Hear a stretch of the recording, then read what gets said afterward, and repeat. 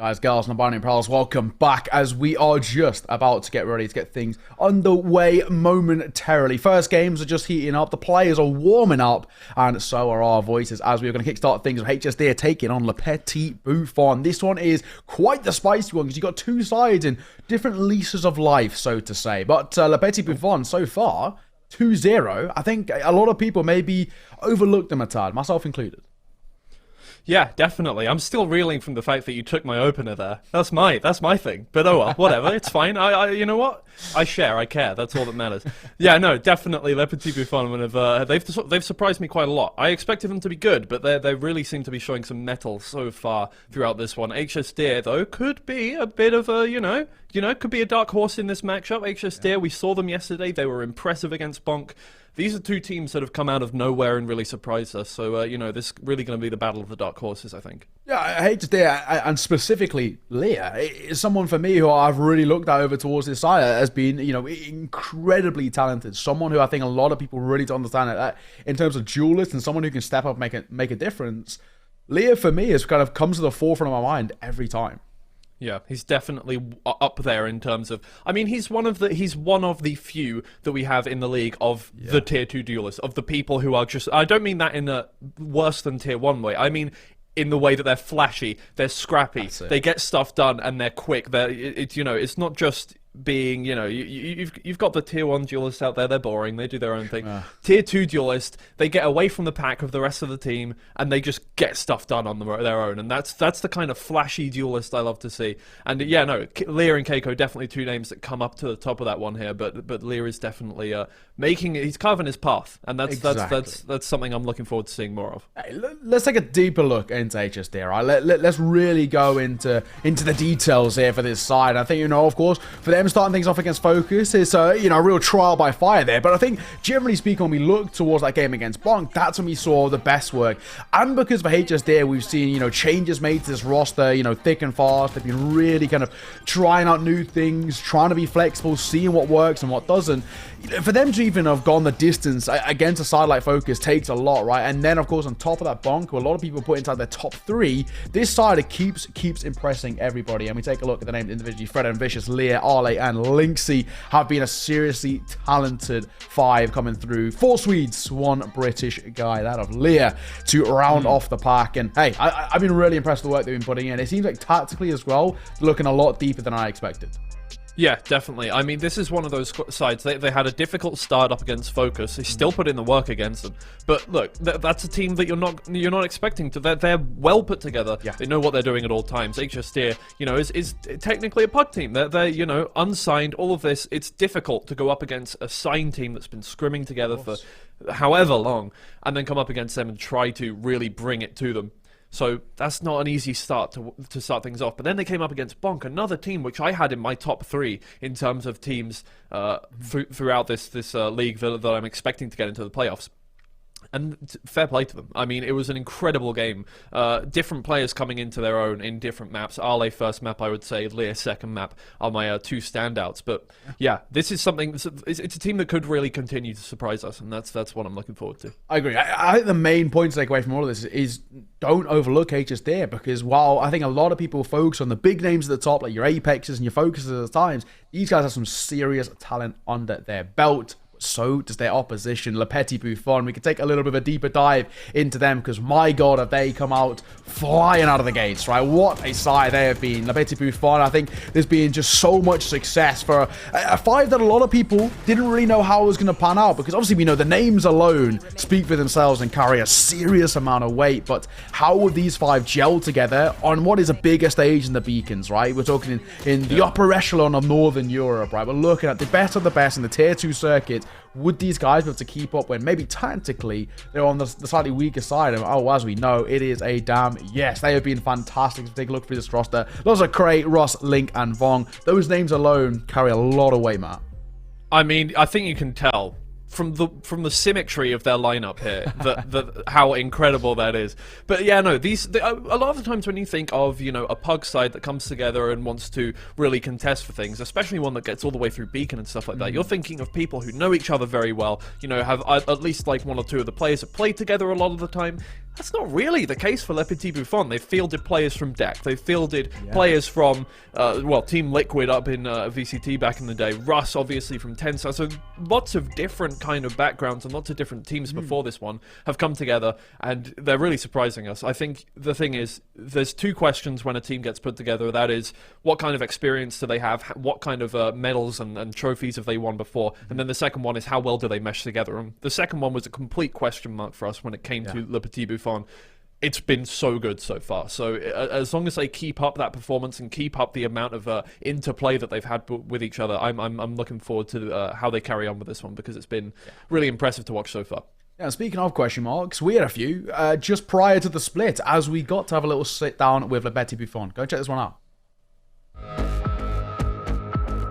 The Beacon circuit was, I don't want to say relatively easy, but it was something that we felt like we kind of cruised through, going to Epic LAN and then winning the online tournaments afterwards. I wouldn't say it was much of a struggle. We went into the qualifier with 0 days of practice, so when we were going into the qualifier, a lot of it was on the fly. The E-Masters game that we ended up losing was definitely down to the fact that everyone just came back from breaks, but as we could see later on in the tournament, the tide swayed and obviously managed to win later on in the tournament.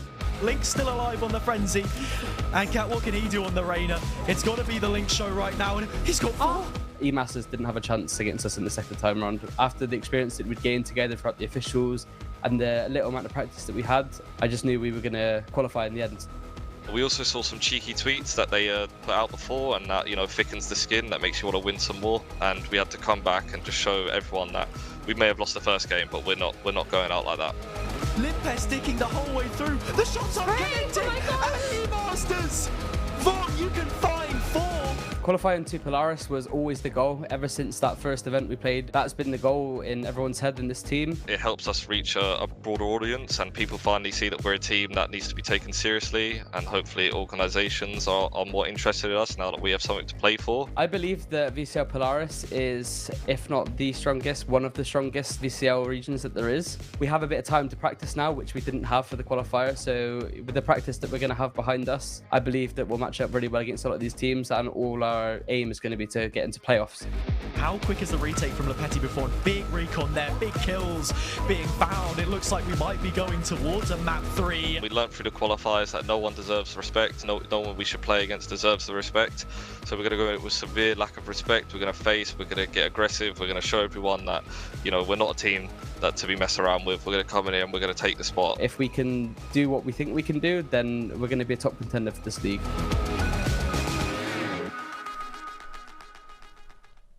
Welcome back. I think there's some spicy words there. Safe to say, they're not showing respect to anybody, and so far that has been the story. Petits Bouffons are on a hot streak right now, as they have been tearing through the opposition, and HSDIRR just looks like, well, another speed bump in the way for them, getting ever closer to guaranteeing a spot in playoffs. Yeah, I'm looking forward to how we see. Look, okay, so no respect. That doesn't specifically mean, oh, we're just going to walk through them. It means that they're going to go for some ballsy plays, and that's what I'm looking forward to. Because obviously, this team, they know their way around. This is a completely different home ground for them here. You know, obviously, when you've played in VCT, you played against teams up at the top tier, at the top echelons of Valorant. You know, you learn to kind of play defensively, and you learn to play, you know, kind of countering people. If you just run at them, without having done that before in your career, that shows a lot of skill. So, you know, I think that's the most exciting thing for me for them.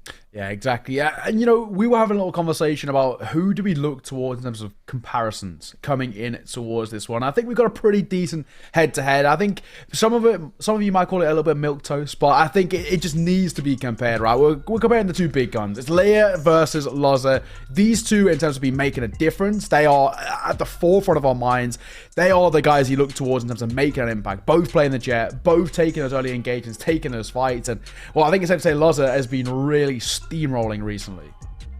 Yeah, while Leia had an amazing day yesterday, I mean, it just I think the stats are a little bit, you know, a little bit low because of that first day, obviously against Focus, a little bit of a difficult matchup to start things off. But as you warm up into this one, his stats yesterday were comparable to Luzza's, but obviously Luzza has been killing it since day one, and you can see with an over 300 ACS over 2 series, that's actually insane. Yeah, it's pretty bonkers. No, we can talk now about. I want to, you know, pick your brain a little bit. What are you thinking for in terms of maps? Where are you leaning coming towards this game before we get into the actual veto?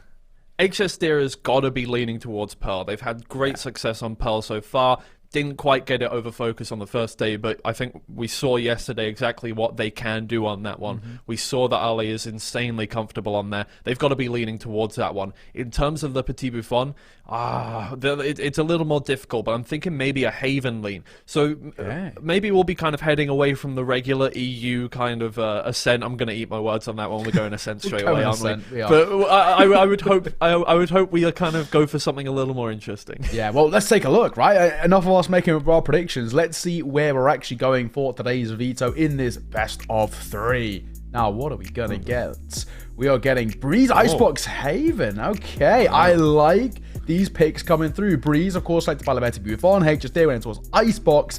And if we need it, Haven will be our third and final decider. I gotta say, I quite like it. A little bit of variation kind of where we expected, but I think that makes it all the more spicy. And you can kind of see with the bans as well, they kind of had a decent prediction around each other too.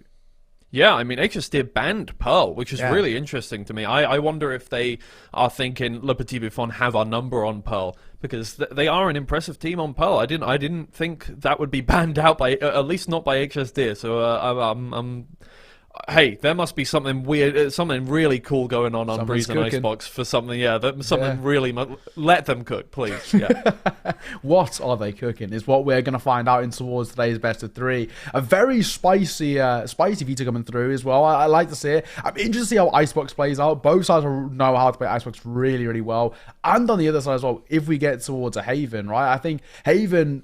Well, Ascent may be kind of the most standard EU pick coming through. I think Haven is, selected so often, right? That both of these two sides will have each other's numbers in terms of tactically, right? And then do you lean towards more in favor of just, pure mechanics, right? We're looking at the likes of, like our head-to-head, Luzzer and Lear, and seeing, well, essentially, whoever does the best in terms of just the pure fragging department should see out the game, which in Polaris actually hasn't been the case. We've seen a lot of it come down to tactics, the ability to counter-strat and read each other with the compositions in the agents and their ability in the server too. So this might be a little bit more of a basics kind of game where we look towards just the individuals to really make the difference.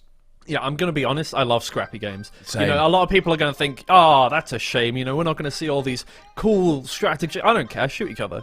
Get headshots, that's all I care about. Go on. That's all that matters, but obviously, as we can see here with the Agent Select, pretty standard stuff for the first map here on Breeze. You're not really going to see much different than this. Yeah, no variations. Both sides going for the exact same picks. Of course, that interesting one, once again, is going to be that Luzzer Lear, that head-to-head that we spoke about. And also, I think I look towards the other side of the likes of how does the Vongs and the Lynxes of the world make a difference. Because both of them as well can step up in a fragging department, as well as being essentially the information gatherers to allow for the jewelers to take more of that kind of aggressive stance. So, mirror compositions coming through here from HSDIRR and Le Petits Bouffons.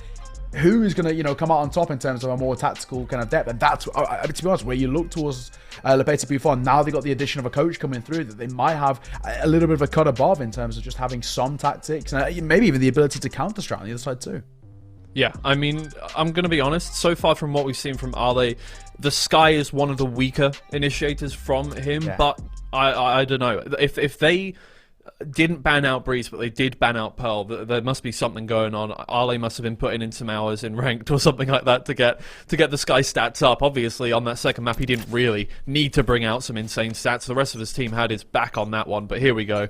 Into our first map of the day, HSDIRR versus Le Petits Bouffons, and HSDIRR going for some early mid-control.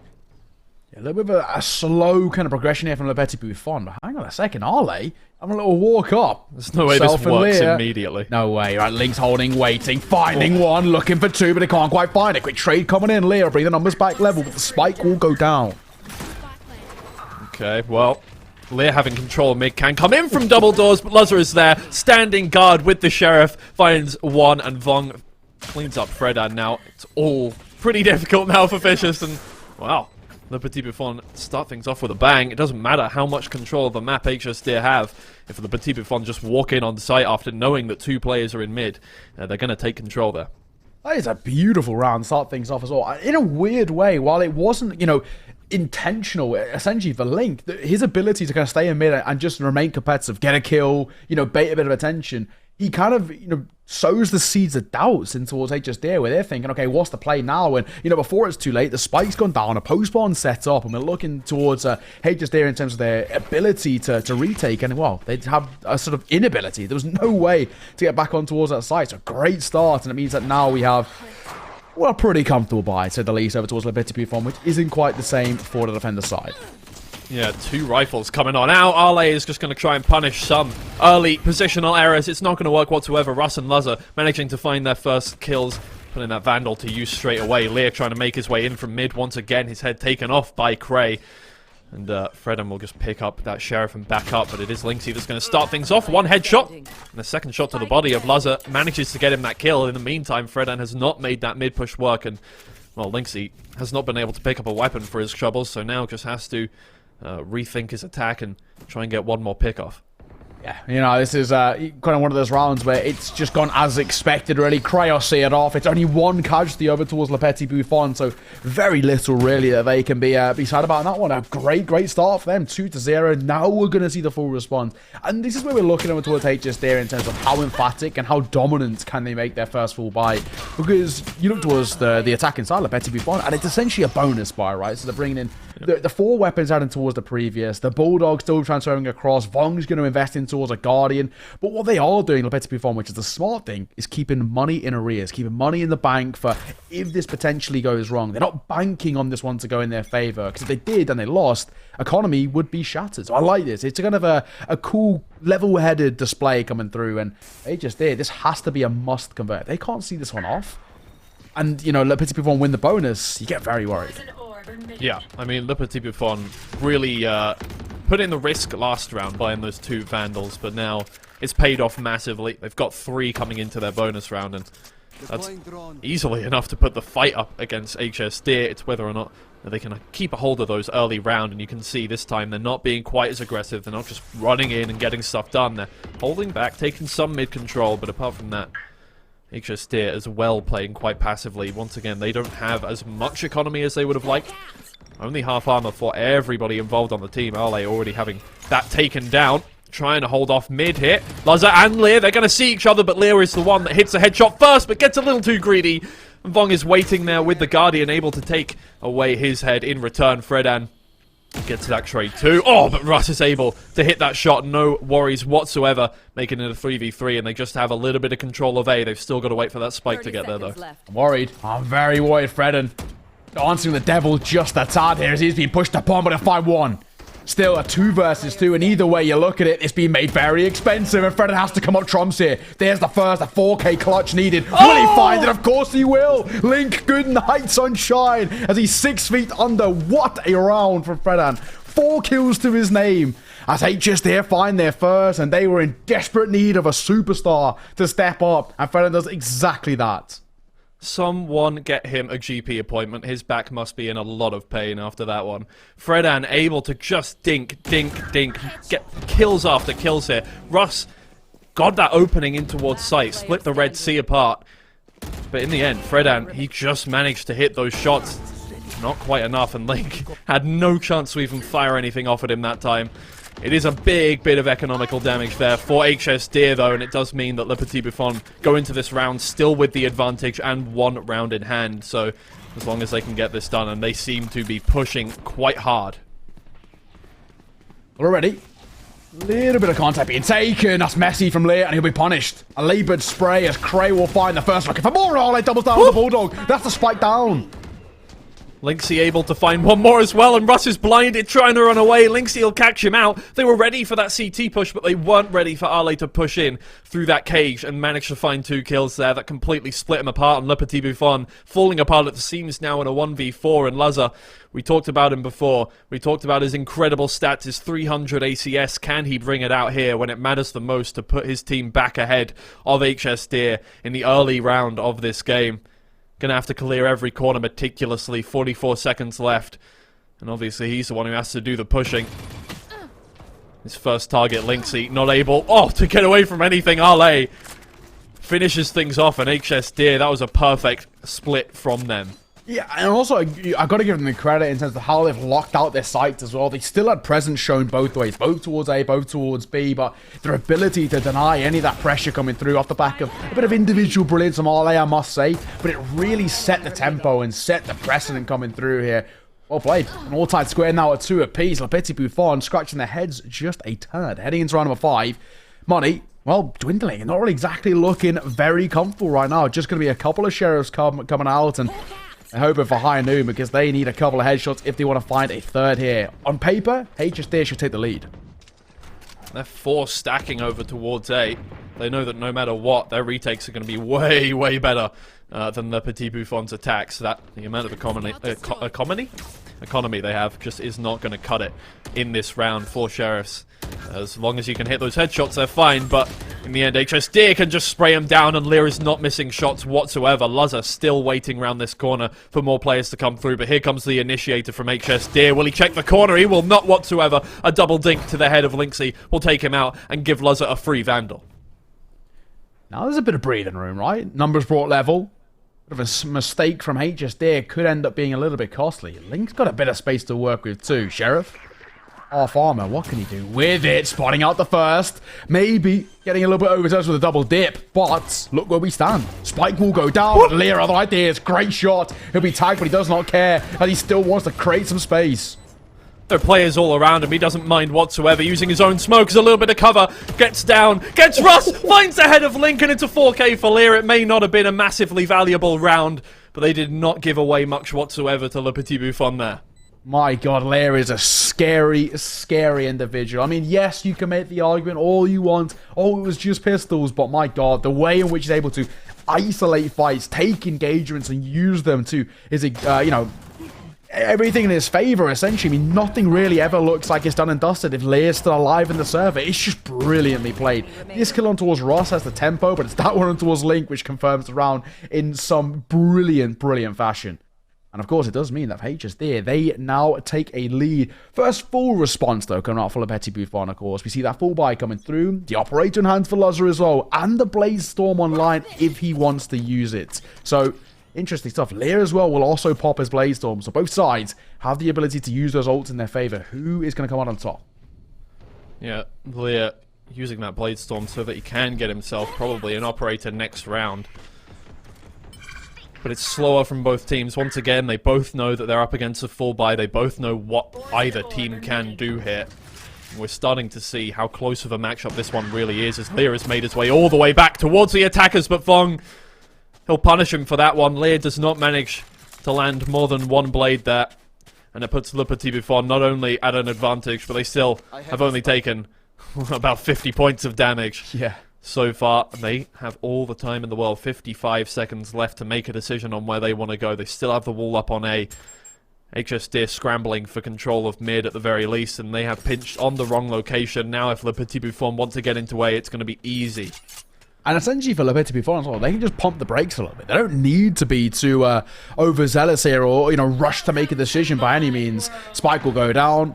Viper's pick comes online as well. Everything looking good. And I think, to be honest, if you're HSDIRR, maybe look for an exit frags here. Even the call to saves is starting to slowly get louder and louder because this retake's going to be extremely difficult. Camera will be taken out. Condor will spot too, so at the very least, they've got information to work with. There's still so much to do and so little that they have on their side. They might call save now. Such a great Viper's Pit. It's so oppressive, not just going over the spike and making it difficult for them to get in there. It forces them round one side of the site here. They have to go all the way round into Russ if they want to take control of the site. They can't get through that choke point with a full Viper's Pit up over it. And you can see the fruits of their labor there as Vicious is able to find one pick, but the rest of the team, they just back up. They save those weapons. They know there's no chance of getting to that spike. Pretty good round. Really, really great round. And it kind of shows Le Petit Bouffon in the ways in which they like to play. This is kind of a bit of a standard for them in terms of Luz taking that early bit of control, right? Trying to be aggressive in terms of his nature, taking a lot of space, trying to take early engagements to not only, of course, win fights, get numbers advantage and all of that good stuff, but, most importantly, get information. That's where we're looking over towards this side in terms of what they can do. Their ability to create, situations and scenarios with such minimal information is what makes Le Petit Bouffon so scary. And of course, in that post plan, they were unstoppable. There's no way anything's working there for them. So now Really, really great round. It does still mean that for HSDIRR, they do have money to work with in terms of a buyer, and Lear will pop his operator coming through as a Hunter's Fury comes on the line. Well, he's managed to find Vicious away from that one. That's a big pick, getting rid of the controller here on Breeze to start things off. Fred, I know he's going to try and make things even. Finds one head of Russ, not quite able to take down Vong either. Oh, gets pushed out of place by that snake bite and right into that shock dart. Vong calculated that one perfectly. It's a great team play from the team. They'll be able to get that spike down no matter what. Get away from that one. They have their toxin screen up, and there's no toxin screen that can be used here for HSDIRR. I mean, that's one way that you're getting that sight back, and it's the only other way is to carve a path with your duelist. Beautiful headshot from Lear, takes out the operator player there from Petits Bouffons, but it's picked up straight away. Once again, Cray and Link holding the sight down. Link finds 2 headshots. The Petits Bouffons are able to take a little bit of momentum and work with it.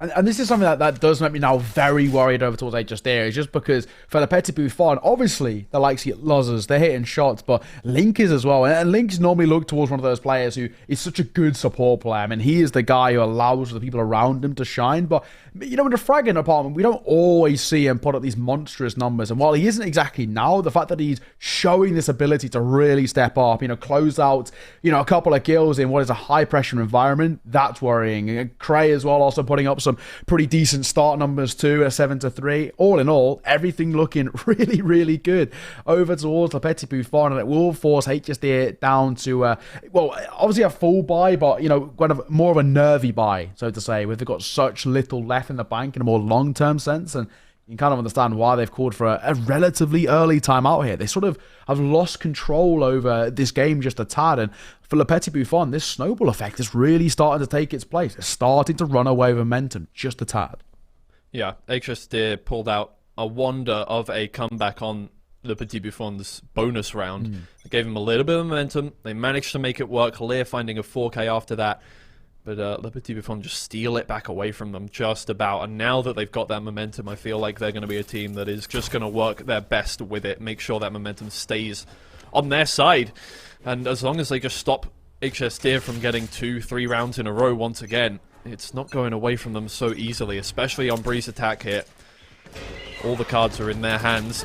Although HSDIRR try and just push all the way forward using a doggy there to get Lear through, but he doesn't manage to hit a shot just about. So he's going to have to back up and give that control away again. Now, things go a little bit quiet. Once again, trying to take a little bit of space. Might be a fighting towards mid momentarily. Arley back turned. He gets caught on the side by Russ as there's the first. Looking for more as well as the Seekers will spot a little bit more information of that rotation coming through. And Link's going to fall to the hands of Linksy. Spotted out by the trap and he's caught. Oh my. Russ playing with fire in mid there.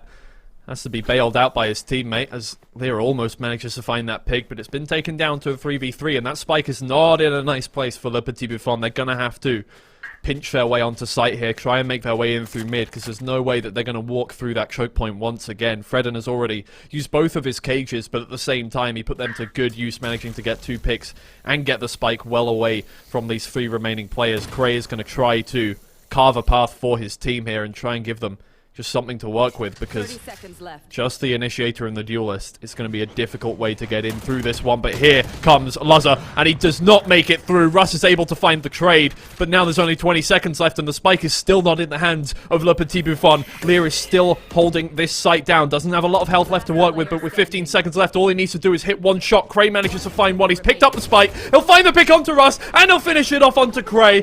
He is unshakable, and he manages to get that round away. My gosh, Lear is feeling it right now. My god, those last 2 kills, sumptuous. On the jump peak as well, reactionary is stunning to say the least, isn't it? What a round from him on the way out. And things are crumbling just a tad as well for HSDIRR. You're thinking, okay, they lost mid-control. There's ability for a split to come through, and when they needed a hero to step up in a 1 versus 2, Lear, my god, fantastic. But I think a lot of credit actually has to go towards Fredden. He was the one who really carved out that round to be successful. His trap finding the first, dropping Link, and then doubling it down as well over towards that B side. That was really where we looked towards him and his ability to make a difference as a bit more of a passive player. And of course, you look for the same sort of scenarios that Link's looking for too. But Fredden, fantastic start. Speaking of the devil, Link having a look once again. It's a tough wire to get rid of, actually. Yeah, these B-site Cypher setups can be absolutely monumental here on Breeze. Fredan putting them to good use so far, but I don't think the Petits Bouffons are going to fall for it once more. Lazar managing to get away from that dart, but in the end, all that does is just give a little bit more control to HSDIRR. It's not the end of the world for the team whatsoever, and Lazar with the quick reaction shot onto Ale as he tries to shoulder peek that corner, gives them full control of mid now. They can walk up and they can decide exactly where they want to go. The spike is heading towards A, but now they can pinch through double doors and make sure that they can carve themselves a quick path on the way. Jesus Christ, that was quick. My God. I mean, this guy is earning his respect so quickly. You can not come through. Lear just tucked in towards that left-hand side. He will be tested momentarily, and he hits an equally as fast flick. Cloudburst to come through to try and get around a dodge. He will be able to do so, but not much longer. Rush for one. Looking to double it down, but from above, from the heavens, he will fall before Lazar once again causes a ruckus as he dashes on towards side. How many times do you see a jet dash into their own smoke, but using it with an operator in your hands, that is... takes some definite cojones. Cray managing to find Fredan, and it looks like they're going to be taking this round away once again, unless Lynxy can pull out some heroics here. A shock dart over towards mid, but it's hopeful at best, and Cray is able to find the headshot round the corner. Le Petits Bouffons managed to get one more round. Whew, let's just let's take a breather here. I mean, this has been an electric start to map number 1, and we have a whole series left of this. This has been stunning. These two sides inseparable, and both sides, the stars are stepping up, and well, they're aligning so far. Both Lazar and Lear, we have put them as our head-to-head. Well, and I think we can now say, Twiggy, for damn good reason. They have been phenomenal coming in towards map number 1.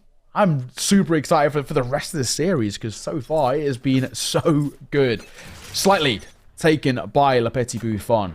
Slim lead at just 1, but of course, this time, HSDIRR don't have too much firepower to work with. Just a couple of pistols, a little bit of utility, but all in all for them, they're hoping that they can make it expensive over towards Le Petits Bouffons. But taking the round, I feel like it's, well, it's not impossible, but it's improbable. Let's call it that. Yeah.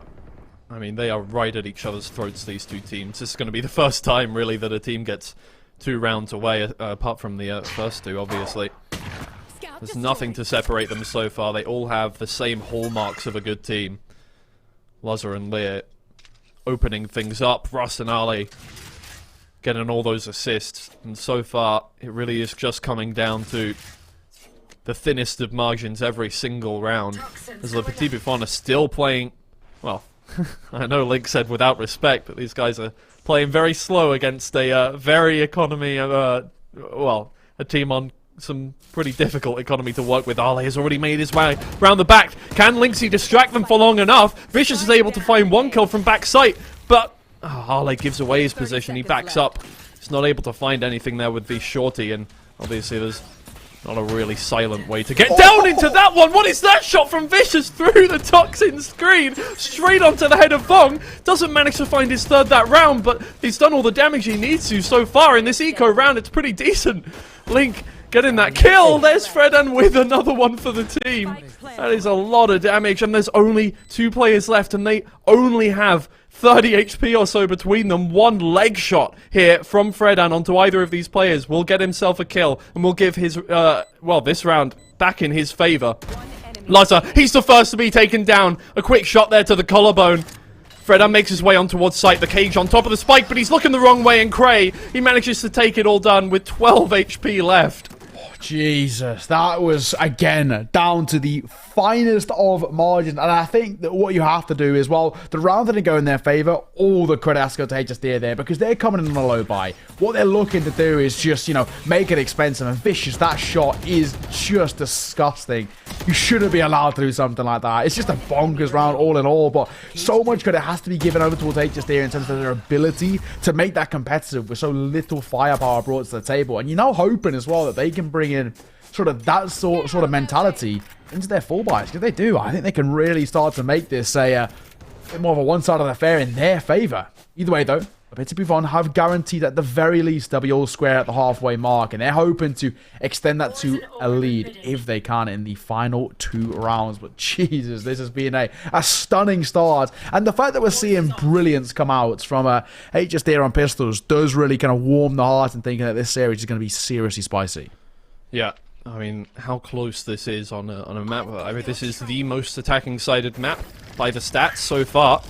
Maybe it's not, you know, like 60-40, but it's definitely attacker-sided. And so far, the Petits Bouffons are not finding it easy whatsoever. They managed to get a couple of picks in towards a site here, but they're being taken down one by one, and Lynxy has just brought it to a 1v3. Cray is going to have to bring out some absolutely amazing shots here. He's up against 3 full HP players, and Lear, he has his operator out. Out comes the Viper's Pit once again, very far away from sight, making sure that he just keeps them at bay for a little bit longer and gives them a little bit of cover to get this spike. Thinking maybe somebody's in mid, but no, not whatsoever. He needs to make sure they don't get through to Orange Fair and make their way round, because that's where they're going to be most impressive. He finds one headshot onto Lear. That takes down the operator player. Throws out a snake bite, but that's the wrong time to get out your abilities. Lynxy peeks round from stairs, gets the kill done, and again, it might have been close, but HSDIRR do manage to hold on. It's a good effort, right? I mean, you know, credit to him. Again, a 1 versus 3, he makes it actually, you know, a possibility when it looked very much, well, too far gone. That's probably the best way to put it. This has been a seriously good game, though. I mean, what a start. And a map in which, as you mentioned, is going to generally regarded as being quite heavy over towards that attacking side. We're seeing some real good work from HSDIRR and towards the defense. There's a world in which, while many would have looked towards the Petits Bouffons as being the favourites in this series, and maybe even specifically this map, HSDIRR can cause an upset heading in towards map number 2. Dashing in towards the dog as well. Not really going to help things at all, as they're still trying to find space, and Loza will create some of his own with the cloud bursts. I mean, a Hunter's Fury pretty much just to make sure that Fredan isn't watching this corner.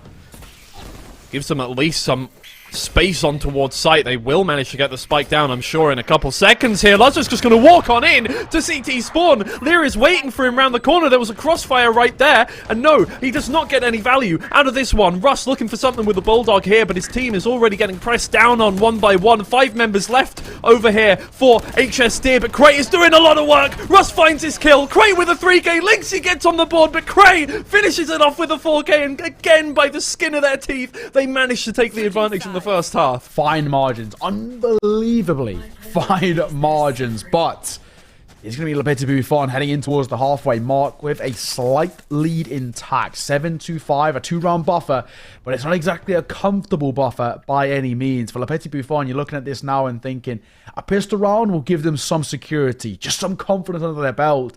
If HSDIRR find it though, they more or less guarantee that they will tie that game up once again at 7-all before we see Petits Bouffons able to respond. So this pistol round actually more important than the first. It makes it all the more interesting how HSDIRR is going to play this on their attacking side. Are they going to go aggressive to try and take space, set the tempo, kind of dictate how this round's going to go in their favor?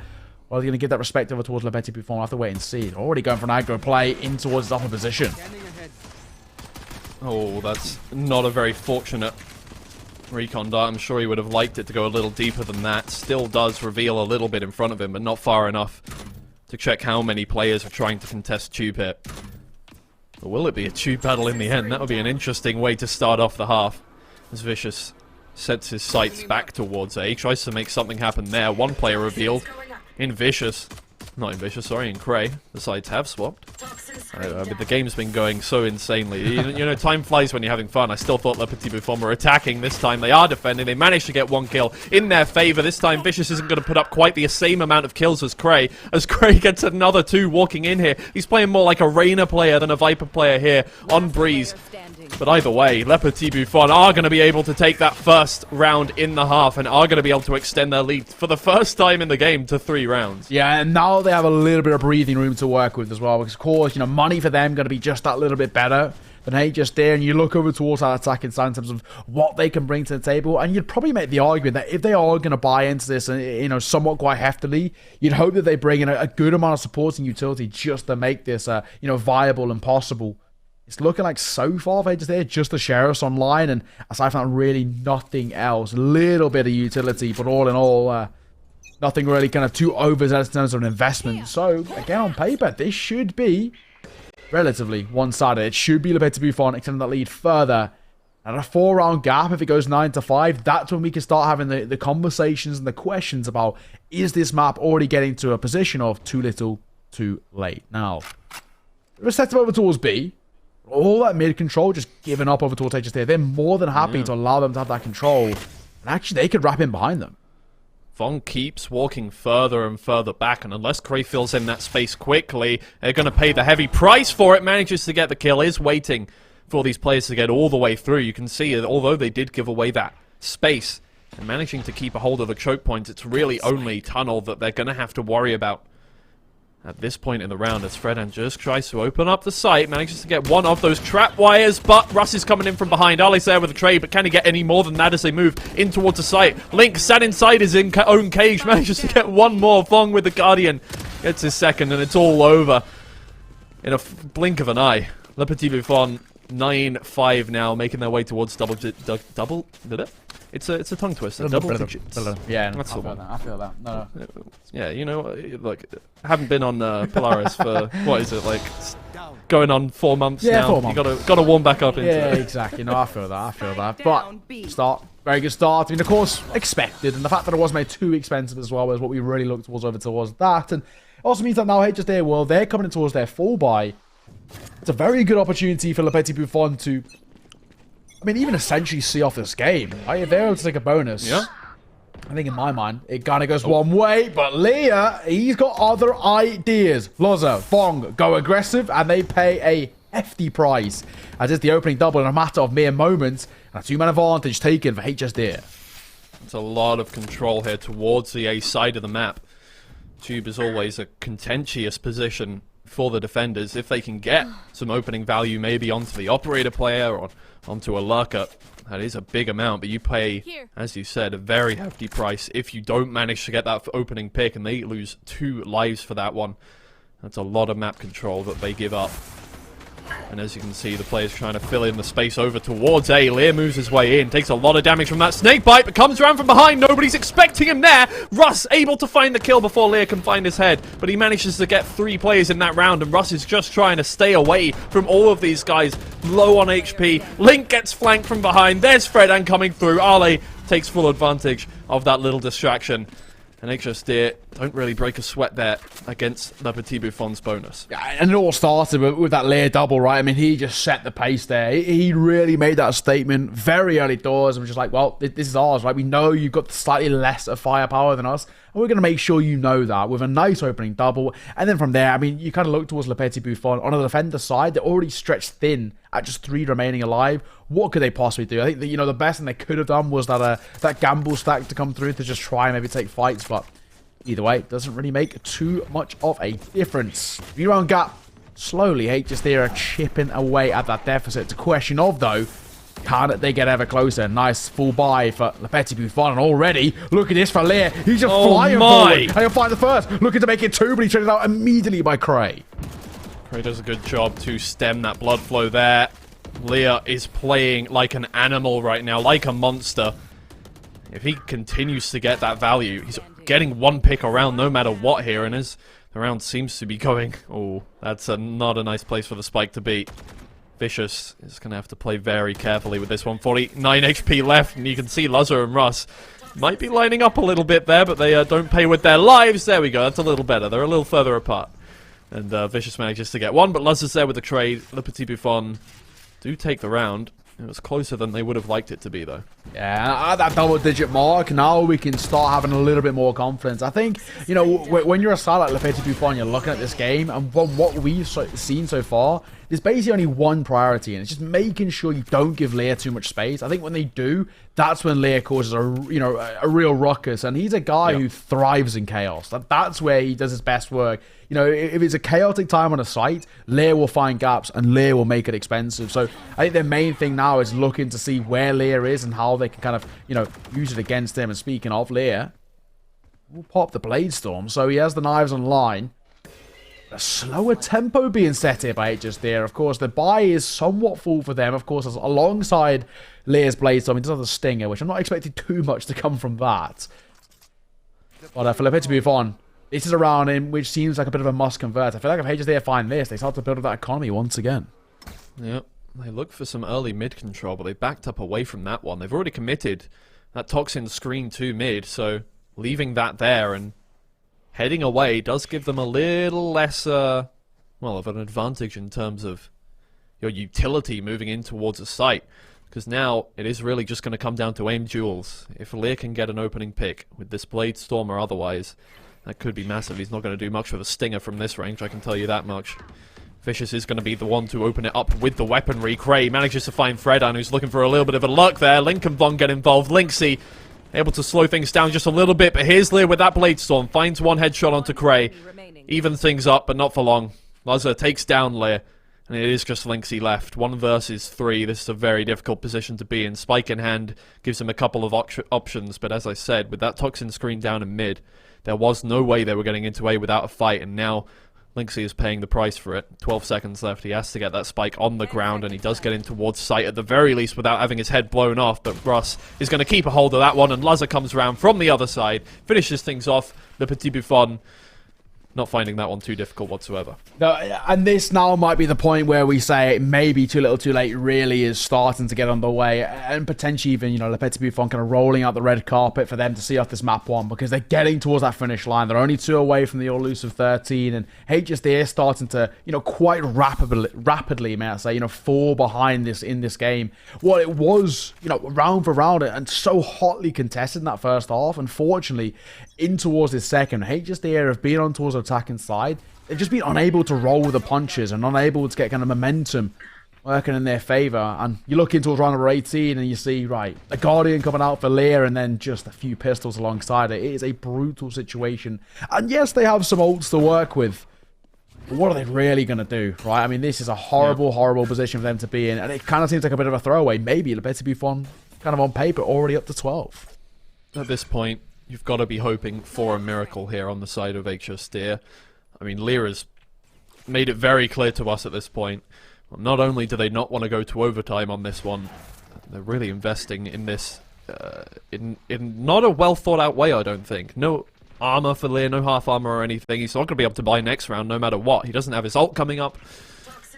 So no matter what happens here, Lear is going to be not so well off. Even if they win that round flawlessly, at best you're going to be able to buy some armor.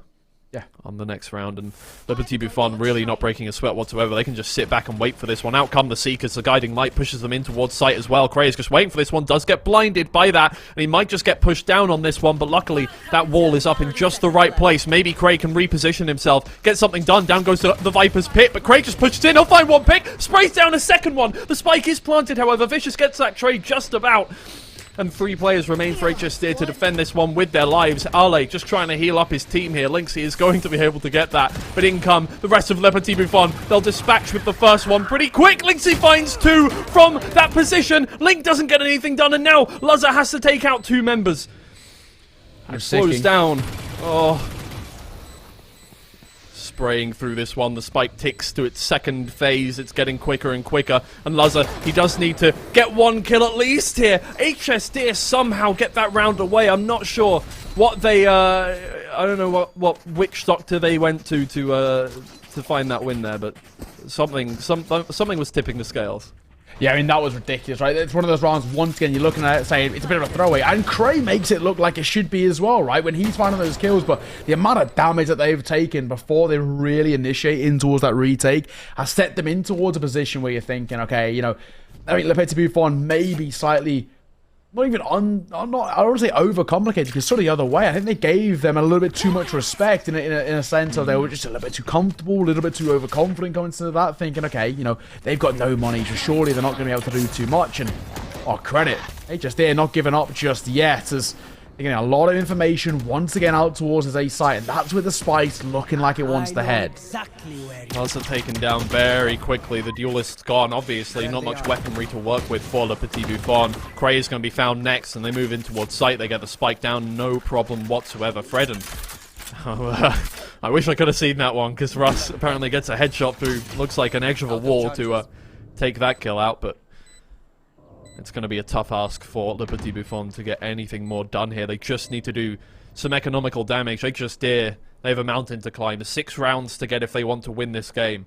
Le Petits Bouffons, all they need to do is make sure that they're economically sound for the next few rounds. And Russ takes down a second player. That puts HSDIRR in an even more awkward position. They need to keep all of these players alive if they want to have a chance in the next round. Maybe we've seen what they can do on ecos, but you've got to put, you know, All the work is going to be on their side. Russ finds another kill. Ale and Lear spread across the map. If Ale didn't find that kill there, Lear could have been in a very difficult position because Russ now does have to leave. But that could have been a lot worse than it was. Lear is just going to save up that Vandal. He does not want to lose that one.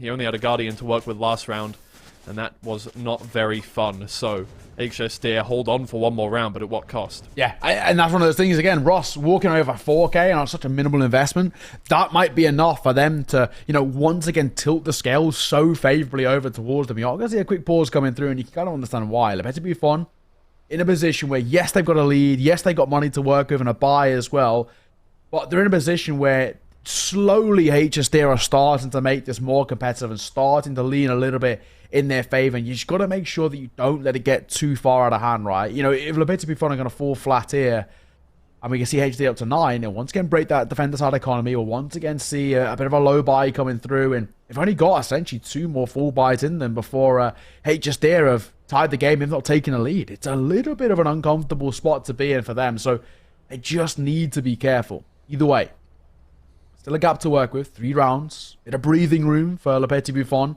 to see off map number 1, and I think they still are on the definitely the higher road. They're definitely still in the lead by quite a favorable amount, and especially with how expensive they made that previous round, it does just mean that long-term economy speaking over towards HSDIRR, it's not comfortable. They've not really got that stability in terms of their economy either, so they can't be kind of too confident themselves. So overall, I think there's a lot of positives for Petits Bouffons to take away from that previous round, especially just the fact that Russ 4K walks away with a bit of confidence for him and a lot of damage. So round number 20 does make it spicy. They do opt not to save one more. Go for that buy, even though Lazar is on half armor. Vong is on half armor, but Vong does still have that Hunter's Fury to use, and they don't expect Lear to be all the way in already. He finds 2 heads, no problem whatsoever. Neither of them are even looking at him. Fredan has that lurk up on mid 2. He knows that one is up there. He can see Cray with his own 2 eyes, his own wall, getting him that kill. And Vong and Lazar are the only 2 players remaining already. HSDIRR's chances in this round, sorry, Petits Bouffons' chances in this round, down to almost nothing here. Has to try and retake this one here. Vong gets his way onto site. Ale holding this one down and does a lot of damage. Doesn't have to move whatsoever. They can play with time. They have a great angle on that spike. And, well, Lazar still doesn't even know if the site is clear whatsoever. Ale gets hit with another shock dart, but there's no time left to get in towards that spike and get it defused. So these 2 are going to have to save their weapons once again. Petits Bouffons have to wait one more time to get themselves to 12 rounds. Absolutely no surprises to anybody. That is Lear who cracks open that site as well. I mean, this guy is an animal. And this is where, you know, if your side's in the upper echelon of tier 2, maybe even in towards tier 1, you're looking at someone who can make a difference. Lear just continues to be a nuisance, right? This is an elite level duelist who continues to prove exactly why. And we were looking, you know, bringing up names like your Kaikos of the world, your Losses of the world. I mean, Lear is just so scary. 19 kills to his name is just ridiculous. Completely dwarfing Lazar right now as well. And while Cray has had some individual brilliance so far, I think Petits Bouffons in terms of, you know, pound for pound individuals, maybe slightly falling behind now. They're in a little bit of an uncomfortable spot. Lazar was going for a quick peek there. Got discouraged there by the guiding light, Ale. He's not coming out with a quick shot this time. I think that even that would have been insanely impressive. Vong able to open things up towards Tube, though, can always be such a crux point for the map. Vicious has to get back around the corner after getting hit with the Owl Drone. And with Lynxie on such a low amount of health, just as effective with the operator as Lear, though.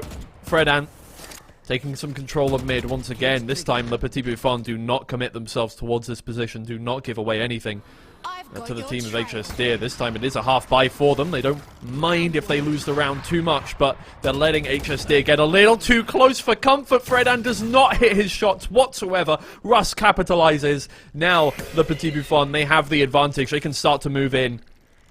And those Seekers are going to give them a lot of information. What a shot from Link through the Toxin screen.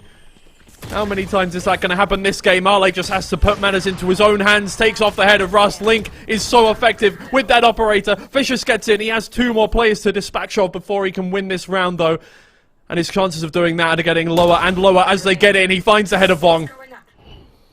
Still a lot of health to work with. Nowhere near his ult, though, and in a 1v1 with 12 seconds left, that's not looking so great. Link turns around the corner, he misses his first shot, he gets out his secondary, he's looking for this next one. Vicious has to stop the plant, he can't get it back down once again, as long as Link can just get away. He gets himself to 12 rounds and gets the kill for good measure. Oh, Link, that's a masterclass. That is so well played. He just continues to show a little bit of presence, show a shoulder, peek around the corner, be annoying, because what it means is that the HSDIRR, they cannot get that spike down, and from something that was their best friend, the clock, the timer, it became their worst enemy because they lose it out by the finest of margins. And the fact that he gets a kill on the way out as well, oh, just a cherry on top to what has been a fantastic round from Link individually. And that's once again what I was saying about Link. You know, he's someone who, on an individual standpoint, we don't look towards him in terms of the fragging department, but what he can do in terms of the mental game, support player, fantastic. And that's a great clutch for him to have, because it's given at points over towards Petits Bouffons. And of course, off the back of it, HSDIRR slightly pumped the brakes now. Bulldog for Fredan. Bit of utility to work with. This is a bit of a janky buy that they've got to try and convert as they're looking over towards B. Oh, Russ could do so much work here. Nobody is looking towards Elbow here whatsoever. Nobody is watching this one. Link is put under a lot of pressure back there, but Russ does not get any value whatsoever. Lear, though, he misses his right click with his Blaze Storm. He doesn't manage to get anything done there, and although HSDIRR get control of the site, they lose a lot of players there. They lose one of their initiators, they lose their duelist, and last time they lost their duelist early on in the round, they did not come away with the win on that one. Lazar and Cray are the only two players left on the Petits Bouffons, but there's no pressure whatsoever. They've got money in the bank, and in the end, 3 rounds in hand against this team. They're just going to test the waters and see what they can do here. Lazar is moving in towards the back of site. They know where Ale is at the very least. Vicious has not been spotted out though, and he takes the kill. Onto Lazar. Cray is caught in no man's land. Fredan takes him away. HSDIRR, it didn't look like the best of openings, but they do manage to get the round away from the Petits Bouffons, who now are sent into probably another half bye. I gotta say as well, you know, you're looking at that one, you're thinking, this is their time to see that. Especially when Lear misses the Blaze Storm, you're thinking, okay, brilliant, right? You know, that's it. Neuro Theft comes online as well. They got all the information, but unfortunately, well, they have all the info and they have the utilities to work with. They just never have the numbers. It allows for HSDIRR to set themselves up into a post-plant scenario with crossfires that are so deeply ingrained in towards the site. There was just no chance with the numbers as advantage that the Petits Bouffons were going to get anywhere near it. Up to double digits too, 12 to 10, only 2 rounds in it. We could be potentially going the full distance here as Lazar dashing up. Will be spotted out as he makes his way over towards that right-hand side. And as you mentioned, a little bit of a mixed buy coming through as he will opt for just the Marshall in hand. Well, for the Petits Bouffons, once again, their crosshairs change from trying to win the round to trying to get rid of some economy here for HSDIRR. If they want to win this game, next round is going to be the one to do it on. So all they need to do is make sure that they can't fall by into the next round. Link does not manage to find a head on their opening here, but the Petits Bouffons quickly close in on them. Cray manages to get a kill and get away. Russ coming around from behind. Can he make the flank work a little better this time? Lazar gets fully flashed, but he'll find one more with that Marshall. It makes it a 2v2. Both of the rifles are in the hands of the HSDIRR players, but there's Russ from behind. He won't miss it that time. They weren't ready for him over in window. And now Fredan, he doesn't have the spike down, and the spike is in full view of both of these Petits Bouffons players. They may not have the better weaponry, but all they have to do is just make sure that they listen for that sound cue, make sure that they can catch him when he starts to plant that spike. They don't know yet where Cray is going to be coming in from next. Spike goes down. Last player standing. Fredan finds a first kill, and it is just Cray left. But Fredan is on such low HP. One shot would do it. He doesn't manage to hit it. A little bit of aim punch from Fredan's shot makes sure that he does not find the head. In the words of Thanos, well, I mean, should have aimed for the head is not applicable here. He should have aimed for the feet. He still would have hit that shot. He still would have got the kill. Yeah, anything, really. I mean, it's quite unfortunate. So close. And again, you can look over towards Petits Bouffons in the same fashion you did to HSDIRR previously and think, you know, the fact that it's a half buy, an eco, whatever you want to call it, they've come in and made it so expensive. It is huge. But we don't really need to start looking in a longer term sense anymore. We're in the final round of regulation. The question is now, do we have the big OT on the edge of our lips, or are we going to a 13-11 in favor of Petits Bouffons. It's down to 1 round. Viper's Pit will come on early doors. Defender side as well. They're getting a lot of early map control. I like this. They're locking out HSDIRR from creating too much space and therefore too much of a ruckus. Pop shot coming through from Loza. He won't find anything. Seeker's come through and Ross might need to fall away. Yeah. Gets rid of them, gets out of there. That's all you can ask for. Takes a lot of damage on his way out, though. Oh, Link manages to get a headshot, but it's through the edge of that rock there and does not manage to get the kill onto Fred and just about. Yeah, okay, there we go. Linksy also takes down Cray. Le Petit Bouffon. This would be one of the biggest chokes we've seen so far if they don't manage to take this one away right now. Vong takes down the linchpin from HSDIRR of Lear now. But so far, HSDIRR have shown that they don't need Lear to make a good attack work, and they do refocus towards B. They'll try and get that spike down. Is Luzza close enough to find 1 kill before they get that down? The Viper's Pick goes in. The shock dart is going to come out here from Vong to try and do a little bit of damage. It does do just a little bit to Vicious, but he still finds ahead of Luzza. Russ comes round from mid. This time he will find 1 more kill, and Vong is just going to wait for him right here. As long as nobody peeks him, he'll be absolutely fine. Russ comes in to back him up, but the time is ticking down, and Linksy, he's got his own wraparound going on. Vong gets in. He'll find the first and the second, and now he's fully protected here on the spike. Linksy knows exactly where it is, but it's whether he can get in there or not. He hears the shot. He knows he's not going for that defuse, but he's already got half. Linksy finds the head first. We're going to overtime. What a game. These two sides inseparable out of the finest of margins. HSDIRR have turned it right back round. Back-to-back 7-5 halves. Leaders towards overtime. This is anybody's game. I don't want to make a prediction at all because I have no idea how this one's going to head off. But I think a lot of credit once again has to be given to HSDIRR. On the brink. Nearly done and dusted here in towards map number 1, and they're able to claw it back in their favor in such an emphatic fashion. And this is where you're looking towards this side in terms of their mental fortitude, their ability to close out rounds when they already looked lost, or their ability to kind of thrive under high pressure environments. My God, what a star, what a round. Petits Bouffons, I think if they lose this map, maybe even this series, they will come back and this will haunt them. Their inability to close out Breeze. Yeah. Look, we were lamenting on how hard it was for them to get that 4-round lead. Just the 4-round lead. But when they did, you would expect them to keep that, to use that momentum and take it away from HSDIRR, especially when they had that buy that was not convincing whatsoever. But HSDIRR, they still have that clutch potential. They managed to get the kills that they needed to get the rounds done. And although every single round has been by a hair's breadth for either team, HSDIRR just seem to keep those cool heads. The Petits Bouffons really haven't seemed like they're fully in control over the course of this game, although they do have the versatility to get things done. Fredan opens things up in the first kill of overtime here. So far, the Petits Bouffons still haven't even committed to a site yet, and now they're at a disadvantage. Fong is going to need to start to open things up. Now that you don't have that sentinel, you need to be careful of flanks, you need to be careful that you don't get pushed later on in the round as well. Here comes Lear from mid.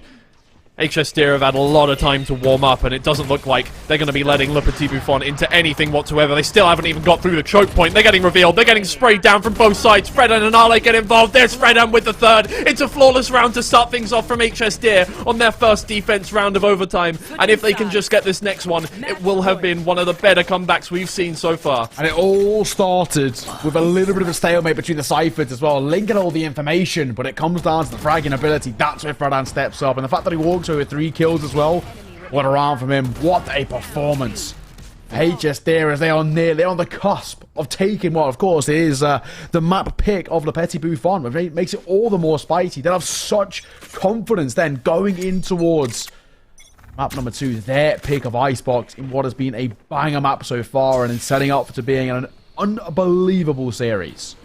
Cray, looking like he wants to take first contact. I'll try to come through. He might just avoid it as well. He'll take the first fight, but he'll lose it. At that range, any little correction in your aim is going to mean you miss that shot. Luzza's getting pinched around from behind. Lear once again just walks in round behind the whole of Le Petit Bouffon, gets things done. Link now opens things up with that 1v4.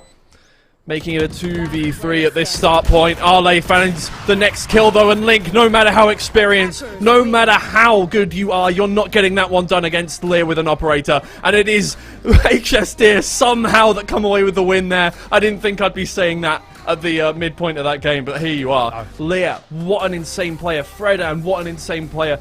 HSD, you got to give it to them. You do. That clutch potential. I think you got to give them their flowers, right? I mean, that was a really, really good performance. And then the fact that we were having conversations at one point saying, you know, maybe it's too little too late. Maybe this one's done. There was a 4-round gap built up at one point, and we're thinking, hey, you know, credit to Petits Bouffons. Second half, they've been able to really just close this one out and see it off quite comfortably. And just as we were starting to kind of slowly bring those conversations in, who steps up? The likes of your Lears of the world. Your Fred out in a clutch situation twice. He was a difference maker. Once to push it to overtime, and the other time, of course, with a 3K to his name to kickstart OT. I mean, individuals stepping up and doing their work when maybe over towards the Petits Bouffons. I think it has to be mentioned. And unfortunately, well, yes, Cray was fantastic. I think generally there was a couple of quiet performances. Luzza in regulation, a little bit on the shy side. I think, you know, across the board as well. Well, yes, I know they're not duelists. They're more of your initiators, your sentinels. They weren't really putting up as many, you know, frags in the numbers department as you would have hoped for. So I think that's where for HSDIRR, they just had the slight edge. I think they were just fragging a lot better tactically, very similar. But in terms of the individuals, my God, how much of a menace was Lear? Yeah, I mean, you put it. I could not put it any better. Luzza, although, you know, there were highlights from every single player on Le Petits Bouffons. Cray had an outstanding game. Link did so well to keep his cool throughout so many parts of that. Luzza hit some insane shots. In the end, if you can't keep that consistently throughout the whole game, it's not a good performance. Oh, exactly. Luzza just did not manage to get enough done as a duelist on Breeze to justify the means of this one. And HSDIRR, they were already all throughout that one. And the amount of times Lear got into the back line just by walking in a straight line.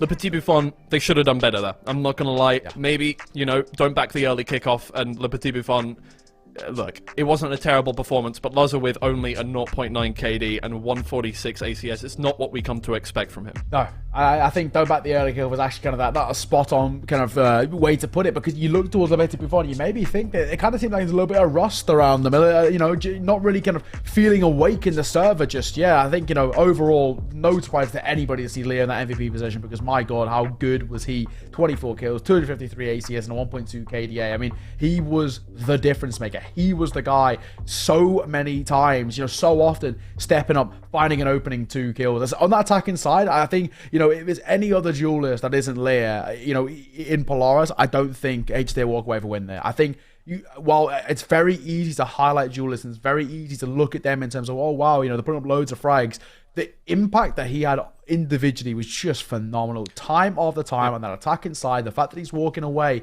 with an opening double kill in the first 20 seconds, you know, it's so rare that you see someone have that ability to do that so often, especially against that caliber of opponent.